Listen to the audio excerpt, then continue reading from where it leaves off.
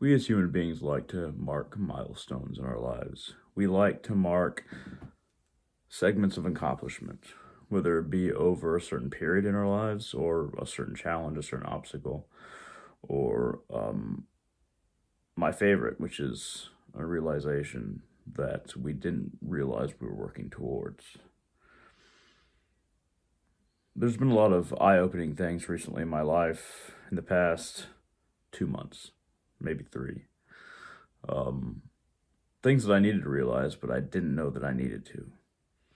I think that we all find these milestones on our spiritual path, and usually the biggest ones are the ones that we didn't know that we didn't know. um, the path in front of us is rarely clear. There's always things between us and perceiving it as it truly is. Whether it be toxic people in your life or not being able to get out of a comfort zone, whether it be job related or school or friendships or family, living situation, or seeing where you can move forward in your career and just not being able to get over that extra bump. There's somebody in the way, or there's something that you have not achieved yet, some requirement you've not achieved that's just right there, but can't quite grab it. When we step back, everything seems very micro. When we step back and ask ourselves, do these little milestones matter? Ultimately, no. Ultimately, even our individual life doesn't matter in the cosmic sense. But we as human beings and individuals, we're only going to be this person once. I ask myself, I'm only going to be Hunter once, and I believe in reincarnation and my soul move on to other lives, but I'm only going to be Hunter once. What am I going to do with Hunter? Am I going to use Hunter to his fullest potential, or am I just going to fall back into complacency and be like, okay, well, one of my other lives will figure it out, or maybe I'll accomplish more in another life? What am I going to do with Hunter right now in this life? Am I just going to hope that a future life does all the spiritual work for me? Or has all the realizations or conquers all the fears and desires that I have? Am I going to put that work on the future lives that this soul will have?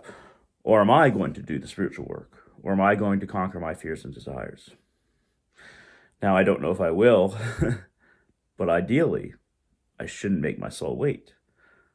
But at the very least, I should do as much with Hunter as I can. I should use him to his fullest potential. And even if I don't conquer all the fears and desires, there's plenty of things that Hunter can do to reach a higher level of self-actualization that might not even be considered as spiritual. Just big accomplishments.